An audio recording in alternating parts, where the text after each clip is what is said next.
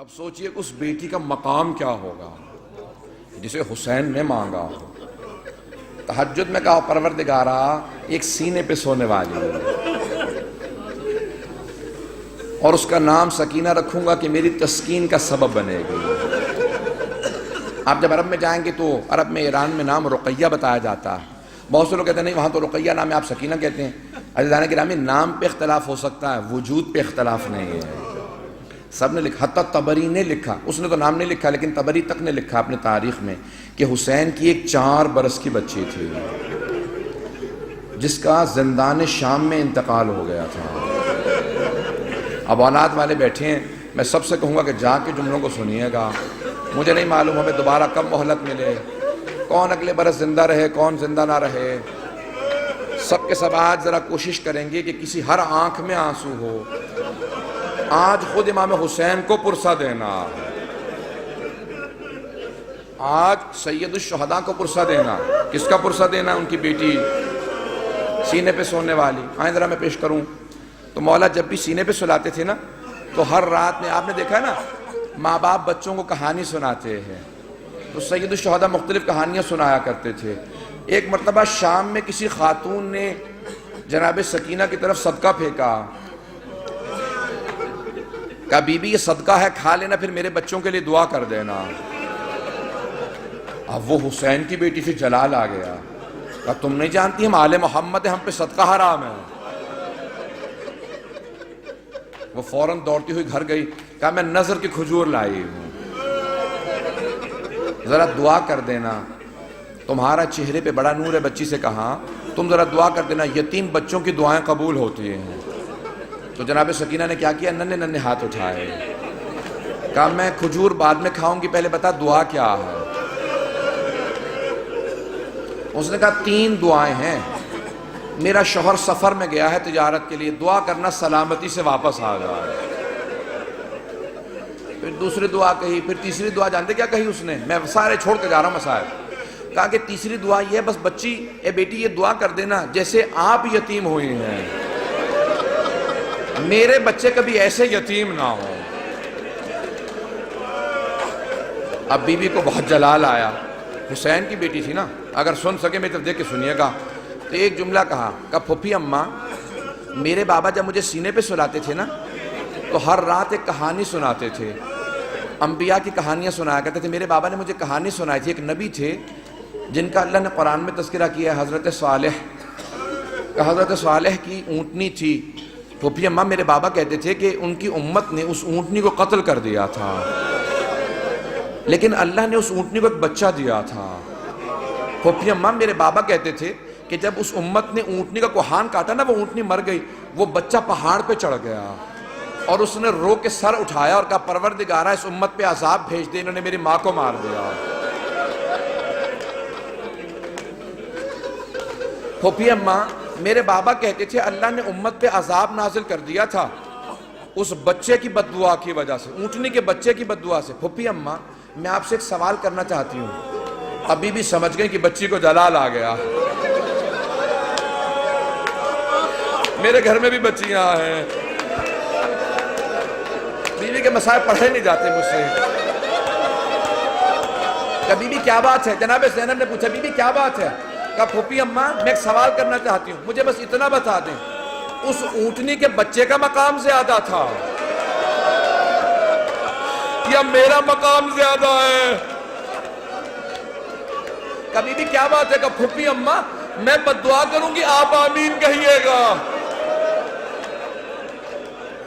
پھوپھی اماں یہ جو تازیانے مارتے میں ان کے خلاف بددعا کرنا چاہتی ہوں. جناب زینب نے کہا بی بی بددعا سے پہلے بابا کے سر کو دیکھ لینا. آپ کے بابا نے بددعا نہیں کی. اب کیا کہا جناب سکینہ نے اس بی بی سے, اس خاتون سے کہا اپنی کھجوریں واپس لے جا, میں ویسے ہی دعا کر دوں گی. اجرکم اللہ. بس میں ایک اور جملے کو پیش کروں. بی بی پہ بڑے مسائل, میں سارے مسائل چھوڑتا ہوا گزر رہا ہوں.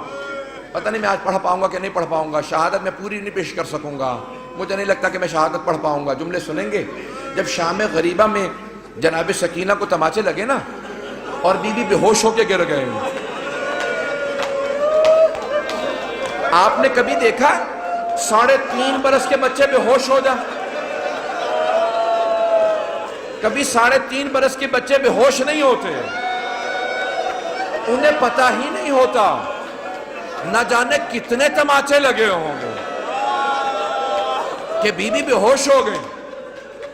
جب بے ہوش ہو گئی نا تو چاروں طرف سے بیویوں نے ماتم شروع کیا، آنسو بہنے لگے، جناب سکینہ کے چہرے پہ گرے، ہوش آ گیا۔ کچھ ہی دیر میں پانی آیا، مجھے نہیں پتا پانی کون لایا، کچھ کہتے ہیں ہر کی بیوہ تھی وہ لے کے آئیں، کون لایا مجھے نہیں معلوم، تاریخ سے میرے نزدیک ثابت نہیں، لیکن یہ پتا پانی آیا۔ جب پانی آیا نا تو جناب سکینہ کو سب سے پہلے پانی پیش کیا گیا، ایک کوزے میں ڈال کے کہا بی بی آپ پانی پی لو۔ تو جناب سکینہ نے ایک سوال کیا کہ پھوپھی اماں آپ نے سب سے پہلے پانی مجھے کیوں دیا؟ کہا بی بی آپ سب سے چھوٹی ہیں، آپ کیونکہ سب سے چھوٹی ہیں اس لیے آپ کو پانی پیش کیا۔ اب ایک مرتبہ بی بی سکینہ نے کوزہ ہاتھ میں لیا، مقتل میں اتر گئیں۔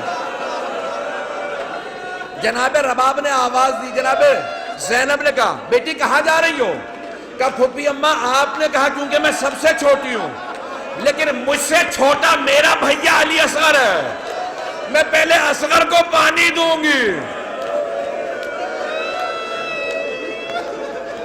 اجرکم اللہ، اجرکم اللہ۔ بس بھئی اب شاید آپ برداشت نہ کر سکیں، اس کے بعد میں دعا نہیں کرا پاؤں گا۔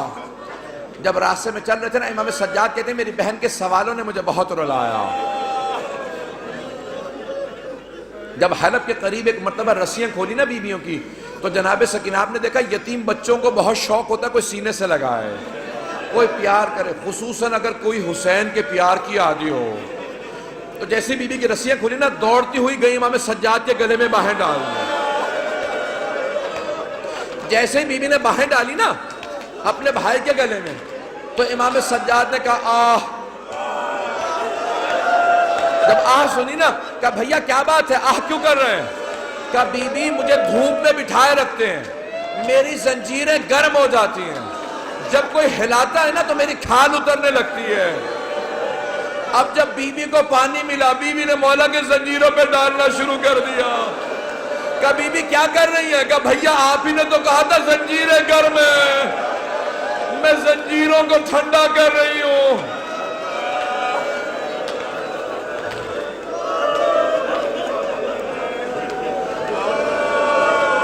اجرکم اللہ، اجرکم اللہ۔ بی بی کی شہادت کی 3 روایات ہیں۔ میں بار بار شہادت کیوں کہہ رہا ہوں؟ جو طبیعی موت مرتا ہے نا اسے کہا جاتا ہے وفات، اور جو ظلم سے مرتا ہے اسے کہا جاتا ہے شہید۔ اب بی بی بھی تو بڑا ظلم ہوا تھا نا، اب لوگ برداشت نہیں کر پائیں گے۔ میں شہادت کی ایک روایت صرف پیش کرنا چاہتا ہوں اگر سن پائیں، لیکن میں ایک سوال کروں آپ سے، اگر کوئی کسی کے بچے کو تماچا لگا دے،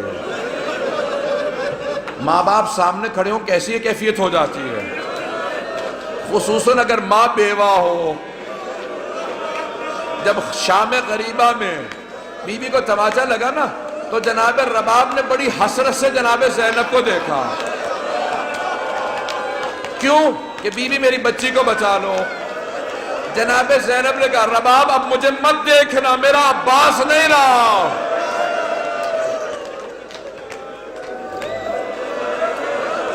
بس بھئی میں نے تمام کر دیا، میں تمام کر رہا ہوں، 5 سے 7 منٹ کی زحمت دوں گا آپ کو، بس بس سن لیجئے بی بی کی۔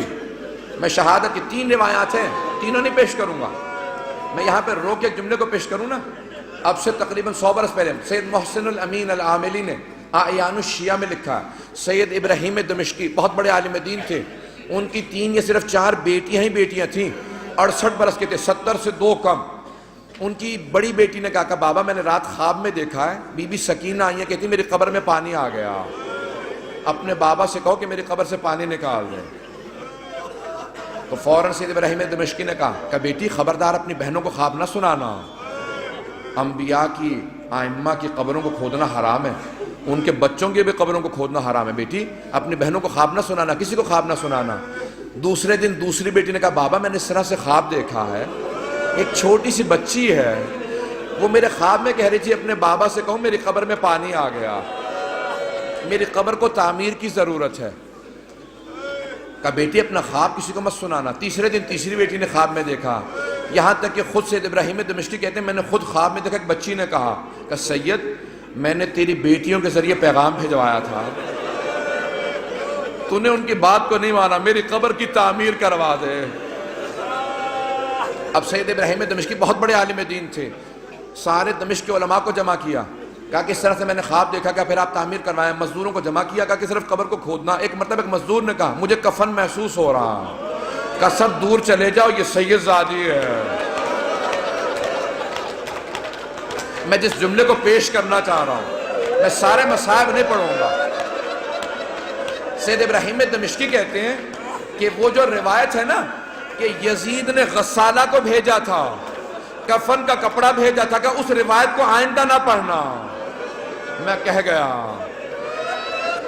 کہ وہ جو اہل سنت کی روایت ہے نا کہ یزید نے کہا غسالہ کو بھیج دو, کفن بھیج دو, حسین کی بچی کو غسل دے دے, کفن دے دیں, کہ اس روایت کو نہ پڑھنا. کہ میں نے کرتے میں لاشا دیکھا ہے, کہ میں نے کرتے میں دیکھا, کہ کانوں میں زخم تھے, کہ ہاتھوں میں نشان تھے رسیوں کے. اب بہت سے لوگ اٹھ کے چلے گئے, مجھے پرواہ نہیں ہے, میں 2 جملے پیش کروں گا. اب لوگ برداشت نہیں کر پا رہے, جملے پیش کروں. آیت اللہ اشتہاردی نے جو جملے لکھے ہیں, کہا ایک مرتبہ شام کے زندان میں بہت تاریکی تھی, رات کو جناب سکینہ نے خواب دیکھا, خواب میں اپنے بابا حسین کو دیکھا. ایک رو کے جملہ کہا بابا اب مجھے چھوڑ کے مت جانا, بابا شمر نے مجھے بڑے تماچے مارے, بابا میں مسلسل چچا عباس کو پکارتی رہی, میں نے بہت کہا امو میری مدد کو, بابا اب مجھے ساتھ لے جاؤ, میں جینا نہیں چاہتی. اتنے میں بی بی کی آنکھ کھل گئی, فوراً آواز دی, کہا اماں میرے بابا بھی یہیں کھڑے تھے. کہاں ہے میرے بابا, مجھے لینے آئے تھے. سوگنا والے محمد میں آیت اللہ اشتہاردی کہتے ہیں ساری بیویاں رونے لگی. جب بی بی نے اپنا خواب سنا ہے نا, سب بیویاں بلند آواز سے رونے لگی. کہا ایک مرتبہ یزید نے آواز سنی, اٹھ گیا. کہا کیا بات ہے, یہ کیوں رو رہی ہیں, مجھے آرام کیوں نہیں کرنے دے رہی. کہا ایک بچی ہے بار بار کہتی مجھے اپنے بابا کے پاس جانا. کہا کون ہے اس کا باپ, کہا وہ حسین کی بیٹی ہے. کہا جاؤ حسین کا سر دے دو. ایک تشت میں سر سید الشہداء کو رکھا, اس پہ ایک کپڑا ڈالا. جب تشت لائے ساتھ میں ایک مشل تھی, ایک چراغ تھا. بی بی نے ایک مرتبہ مشل کو, ایک مرتبہ اس تشت کو آتے دیکھا. بی بی نے کہا مجھے کھانا نہیں چاہیے, مجھے کوئی پیاس نہیں, بھوک نہیں ہے, مجھے بابا کے پاس جانا. اس نے تشت سے کپڑا ہٹایا, بی بی نے بابا کے سر کو دیکھا. کہا بابا جب خیمے سے گئے تھے آپ کی رگیں کٹی ہوئی نہیں تھی, بابا میری محبت کا واسطہ میرے پاس آ جاؤ. ایک مرتبہ تشت سے سر اٹھا, بی بی نے آغوش میں لیا, اپنے گال کو امام حسین کے رخسار پہ رکھا. کہا بابا مجھے لے جاؤ, میں زندان میں نہیں رہنا چاہتی. ایک مرتبہ بیویوں نے ہلکا باندھا, رونا شروع کیا, دیکھا بچی گر گئی. جب بی بی گری امام سجاد نے کہا انا للہ و انا الیہ راجعون. بیویاں سمجھ گئی اب بچی نہیں رہی. امام سجاد نے زندان میں قبر کھودی.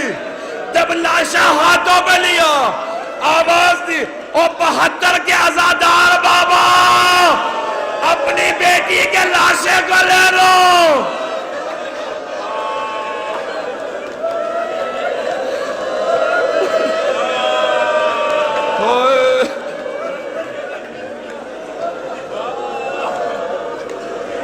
الا لعنت اللہ علی القوم الظالمین.